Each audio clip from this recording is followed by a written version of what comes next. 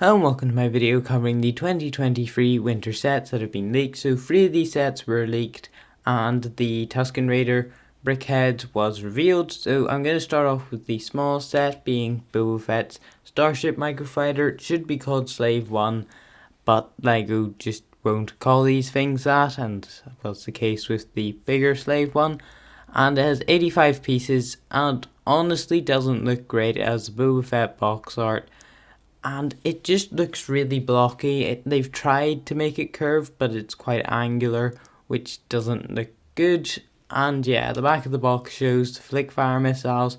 They're a nice feature, but they don't look good because the amount they extend out the back doesn't look great. So maybe a stud shooter would have actually been a better choice. The minifigure is standard Boba Fett, except he doesn't have his rangefinder because it wouldn't fit. But like, it's a fine minifigure other than the colors are wrong for the helmet. But like, yeah, it does look slightly weird without the rangefinder. They could have made a nice feature maybe where you could store it in the set and have him wear it when he's not in it, like with where the carbonite's normally stored, but they decided not to go with that. And overall, the set just doesn't look great in my opinion, and I don't know, I think also the wings are a bit too small and slightly off colors, so it just doesn't look great.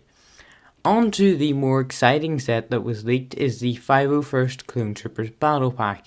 119 pieces, and yeah, 75345, it's going to be pretty cool. I think it looks really nice. The Clone Wars box art looks quite cool. And yeah, it is a really good looking set. It's based off an AV7 cannon, but really shrunk down. And yeah, you can see the minifigures on the back. There are 4 of them, and they're based off Star Wars Battlefront. And yeah, the AV7 cannon's similar to a previous version that we had in 2012, I think.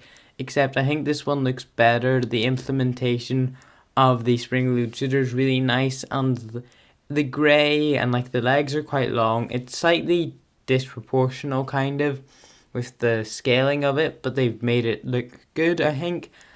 There is no seat for the minifigure. He's just kind of sitting there, which doesn't look great because he just looks like he could fall back. But I think that's because he has a neck piece on, so a seat wouldn't really work. But then onto the minifigures, you get 4, being 501st Clone Specialist, 501st Officer, and 2 Heavy Troopers. Both of the Heavy Troopers, I think, are the better minifigures in the set. Admittedly, the blasters are inaccurate, and that is something that I don't like and think they could have improved. But you can see them here in Battlefront. They have, the Specialist, the arms kind of are quite different from a normal trooper, and then the other 2 are like pretty accurate compared to the set.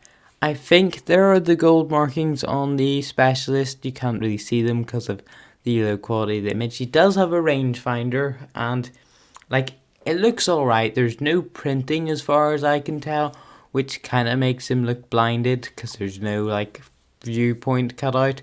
The blue like rangefinder doesn't look great in my opinion. I don't mind it for the heavy troopers. That part doesn't look as bad, but I do think the like one on the officer doesn't look great. But then yeah, different angle. You can see the gold things are more prominent in this one. So also, I did like the nice detail of having the clone officer have the blue belt instead of the white one. It also has the white highlights, which is really accurate to the game. And albeit it does look a lot darker blue than the previous one, this one looks a lot brighter than the previous one to this, and they ended up being the same color, so I'm pretty certain they are just the same color anyway. But yeah, it does cost £18 and $20, same as the previous one. Battle pack, which is kind of expensive for 119 pieces, and I don't know, people will probably still buy it because it's 501st, but I still think it's kind of unfair with the higher price, and maybe like even £15 and $18 would have been more reasonable, but still, it's not like the most outrageous pricing I've ever seen for a LEGO set. And yeah, it is a good set. A lot of people will probably buy it. And one that's kind of interesting that they come out with doing Battlefront set after like, I don't know, 5 years it's been out or something like that. And they haven't done them in like that amount of time as well. And then the last one, we don't have as much for this set. It is the TIE Bomber. I quite like this set. There are a couple things I don't like about it, but I'll start with the minifigures being Darth Vader. Doesn't look like he's arm printing, which is kind of disappointing. And then a TIE Fighter pilot, which is probably going to be the same as the previous. And then we have Ray Sloan, I think is how you say that name. It's a Legends character and a Gonk droid who does look to have an Imperial logo printed on the side. You can see it'll be £60, $65, and have 625 pieces, 75347. And I don't know, I like the bombs. You can kind of see them on the bottom. It's probably like an asteroid from The Empire Strikes Back.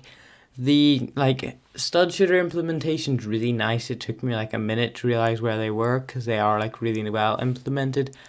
Admittedly, the front looks not very Lego-like without any studs for the front section of the bombing part. Doesn't look great in my opinion. Maybe it's more detailed with that piece, but I don't think it looks good. But the rest of the set looks really nice. I do think the wings look fine. The bottom section where the bombs are supposed to come out but they don't actually looks pretty good as well. And yeah, the Tusken Raider I'll probably be doing a separate video on soon, so if you want to check that out, subscribe. Thanks for watching. See you in the next one.